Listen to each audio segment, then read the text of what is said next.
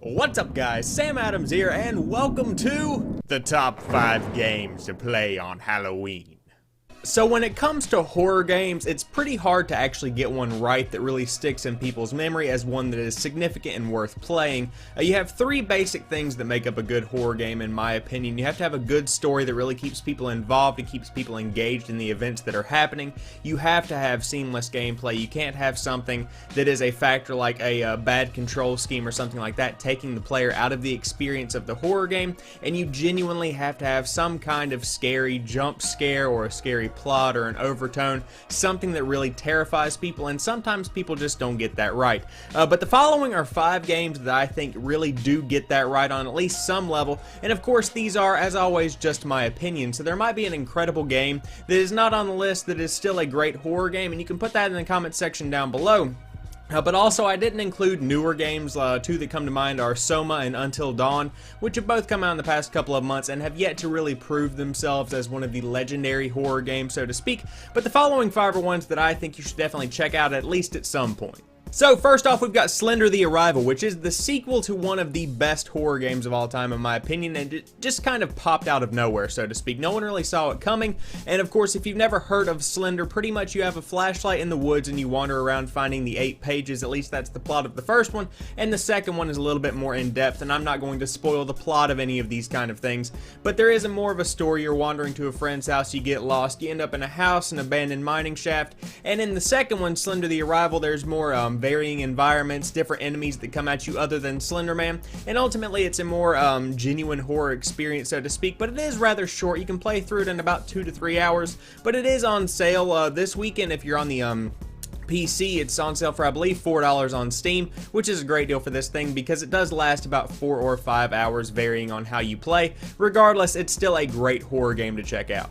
Next up, a legendary third-person shooter by the name of Dead Space, and there are several different kinds of games that are involved underneath the name Dead Space. You've got the main 3, which are the ones I'll be talking about, and then you have some other ones that are little spin-offs and stuff that give more depth to the story. But the main 3, basically, this corporation called EarthGov has been harvesting planets for resources, and some stuff goes wrong, some stuff goes bad, drama goes down, and ultimately you have to clear out all of these different places of these human, mutant, zombie, alien kind of things. Terrifying game, especially with the third-person perspective, because you can sometimes see things coming and at other times it just pops right around the corner. And in my opinion, the first one is the scariest one out of all 3 of them, just because of the kind of environment it's on.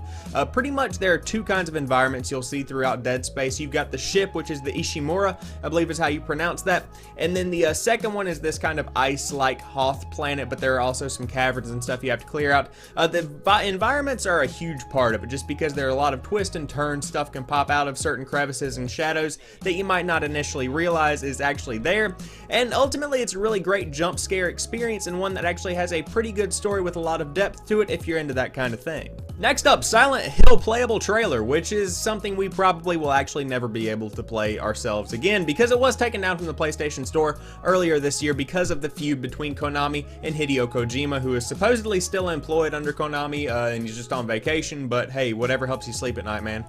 Anyways, this thing was taken down, but it was one of the best horror games that I had ever seen. I didn't actually play it for myself, but I watched several playthroughs of it, which you can find on YouTube in various locations, and people still live stream it, I'm sure, because they can have it downloaded on their PlayStation 4.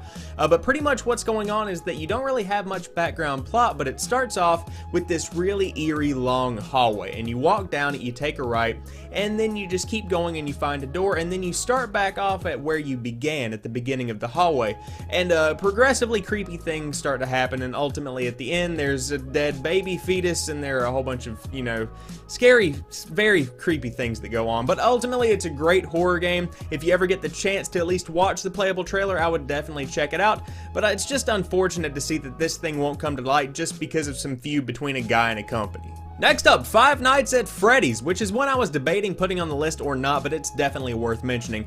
Cool backstory behind this. It was actually developed by a guy working at a Dollar General who made the first one in his spare time, and then it just kind of took off from there. It became a viral hit. PewDiePie played it, which made it explode, and now he's like 4 or 5 games into it. I lost count, to be honest with you. But you can play them on your phone, which is a nice thing too.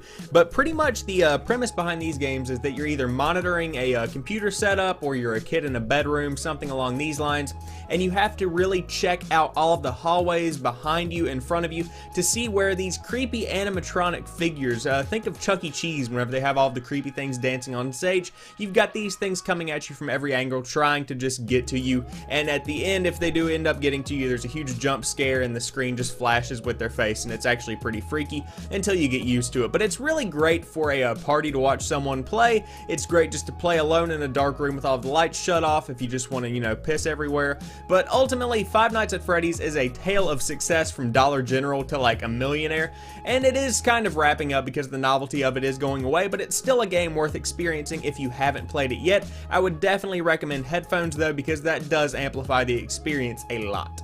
Finally, last but not least, Doom. The entire franchise is a pretty terrifying game until you start getting better guns and stuff, and then it's just pure fun. But the idea of it is very scary. It's pretty much just aliens, mutants, terrifying undead figures that are just coming at you from every angle, and you just have to take them out, whether that be by shotgun, flamethrower, bombs, grenades, anything you've got, you can just chunk at them. And Doom is one of the goriest game franchises out there, but what a lot of people forget is that it actually is a great influence on how first-person shooters are done today. Elements that were in the original Doom are still seen in modern FPS games like Battlefield and Call of Duty, and for that I give ID Software, the developers, a tip of the hat, because they did do really well with this franchise, and it is very scary whenever you really get into it. I would recommend looking up some gameplay of the new reboot that's coming out in the next couple of years. I believe it's coming out sometime next year if I remember correctly, but it'll be out on the Xbox One, PS4, and PC, and it looks absolutely gorgeous and absolutely devastatingly gory, and that's something that I just have to appreciate, and I hope that you will too, because it looks really fun. So there you guys have it. I hope you've enjoyed this video. If you did, drop me a like down below and tell me what your top 5 horror games of all time, or even what your favorite horror game of all time is.